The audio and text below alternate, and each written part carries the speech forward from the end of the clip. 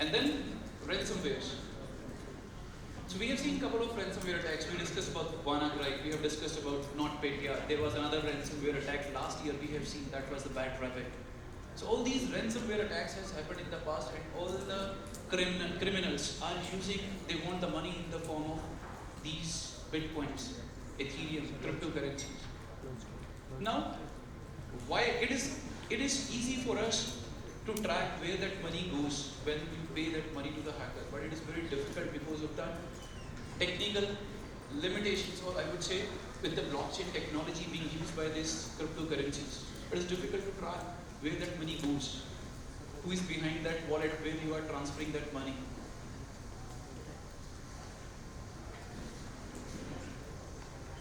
And in future, we will see the Internet of ransomware things.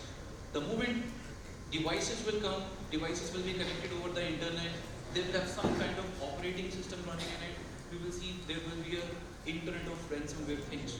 So maybe smart watch, vulnerable watch, smart TV, vulnerable TV, smart light, vulnerable light.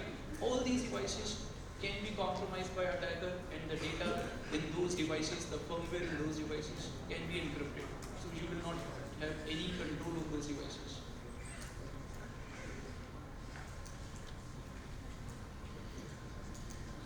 Now this is the big thing everyone is talking about in every country, which is the GDPR. So GDPR says if any organization on this earth holds European citizen data, they have to comply with certain guidelines.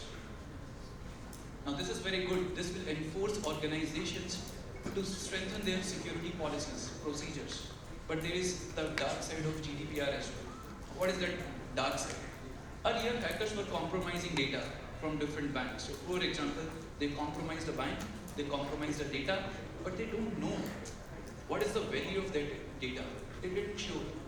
So they were asking for 100 bitcoins, they were asking for 200 bitcoins, so they weren't sure what exactly they can do with the data. But with the GDPR, they will be sure how much the value is for that data. Why?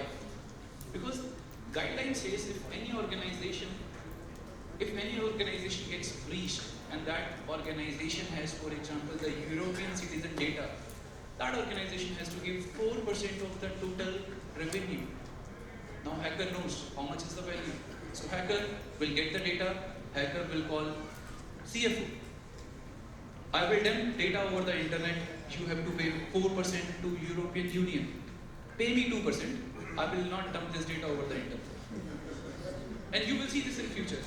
Now they knew how much is the value of the data which they have breached. This is another thing or a serious concern. So there is a famous quote here that says, have you ever heard that human life is on risk due to the unpatched software? Human life is on risk due to unpatched software. This is true now. Classic examples are insulin machines and the pacemakers.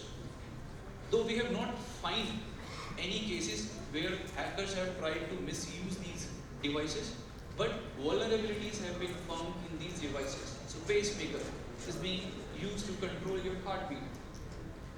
If pacemaker gets hacked, criminals can increase the heartbeat, can decrease the heartbeat. That can lead to the human risk. Diabetic users are using insulin pumps. If that insulin pump is compromised, what can be done? Cyber criminal can pump excessive amount of insulin in your machine, in your body, and again that could lead to the human life, that could lead to a death of a dead person. So these are the serious concerns which we are seeing in the future. And another classic thing we saw. So this attack happened against Ukraine, targeted by Russia, and that virus name was Petya. So this malware brought down the entire smart grid, electricity grid in Ukraine.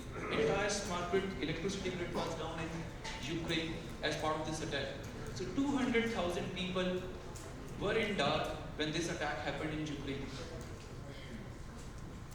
And the other side of the story is temperature on that day in Ukraine was -3 degrees Celsius. We all know how difficult is it to survive when temperature is -3 degrees Celsius and there is no electricity. So this is one classic example of cyber war. So this is not cyber crime. So cyber crime is when cyber criminals are after money. They are after data. Here hackers were not after money. They were after something else. And as part of this national critical infrastructure attacks which we are seeing, what can be the future? The future can be the consumer devices which we use. We all have mobile phones in our pocket. And I'm sure we have 5 or 10% people in this room, those who will have antivirus, some kind of security in their mobile phones. Nothing. So we have security in our laptops, we have security in our organization, but we don't have any security in our mobile phones. Let's say one malware gets downloaded on your mobile phone, and that malware has been written to blast the battery in your mobile phone. What could happen? Entire city can be on fire. Entire city can be on fire. All consumer devices which are using batteries, they can be. So there is already a demo how the smart lights can be hacked. So one smart light, a malware from one smart light can jump from one to second, then second to other, and then entire city of smart lights can be compromised. This has been done against Philips smart lights back in 2014, 2015. There are a couple of white papers available on that. So the problems which we are facing right now, problems against mobile, problems against endpoints, problem against clouds, and the problem against the traditional infrastructure.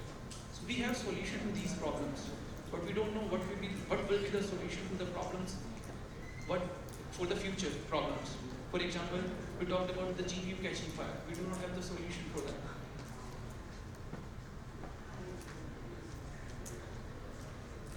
So checkpoint says, our theory says, we are at Gen 5. So we have already seen 4 different generations of attacks, and we have already seen 4 different generations of security technologies. We are at Gen 5. And when we say Gen 5 is when we are seeing the mega attacks. Now what is mega attack? So mega attack says the impact will be very large. So WannaCry is one classic example. Impact is very large. 150 countries were impacted. And the definition of mega attack says attack can come from different channels. Attack can come from different channels. It can come from endpoint, it can come from mobile, it can come from cloud, or it can come from your traditional firewalls. I see one paper here, and there is a Wi-Fi SSID and there is a Wi-Fi password written. If I replace this paper and put another paper with some dummy Wi-Fi and password, which is owned by, let's say, me, most of us will go and connect there. And then what can be done with your mobile phones? We all know. If I drop a couple of USBs here in the public with maybe Checkpoint, Logpoint, Gcss, Cisco, we are the sponsors. We put a chip on USBs and we drop these USBs here, let's say. I'm sure some of you will pick those USBs and plug those USBs into your laptops. The moment you plug those USBs in your laptop, system is gone. So the problems which we are seeing from endpoints, from mobile, from cloud and from endpoint, so we have come up with a revolutionary architecture, but it's checkpoint infinity architecture. So this architecture does cover all 4 pillars from where the attack can come in your network. So we do cover cloud for the attacks which are there coming from the clouds. Then we have a sandblast. Mobile, that is for the mobile phones. If your mobile gets compromised, how to secure those mobiles. Then we have a solution for endpoint. Endpoint gets encrypted. So one of the solution which we have, which is not there with any other vendors, is the anti-ransom. We were talking about ransomwares. So we have a solution which can provide you protection against the ransomware attacks. So all the files which gets encrypted by ransomware can be decrypted, can be recovered using this solution. And then sandboxing solutions which we have for the network as well as for the endpoints.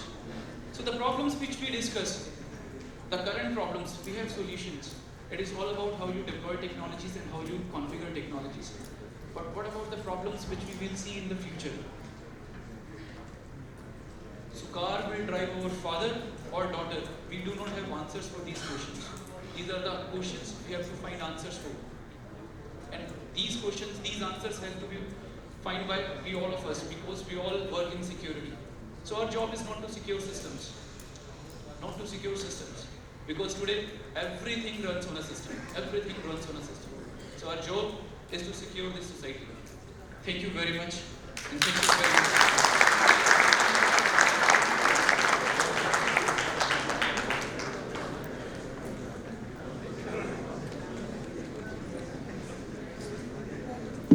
Thank you, Mr. Adhikar.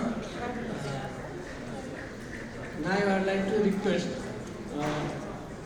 for the paper presentation to Mr.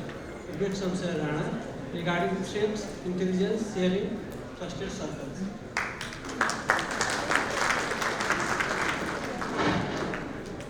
Good afternoon, ladies and gentlemen. The presentation this afternoon that I'm going to make is built on all the previous presentations that have been made. Can you hear me at the back? Because there was some problem.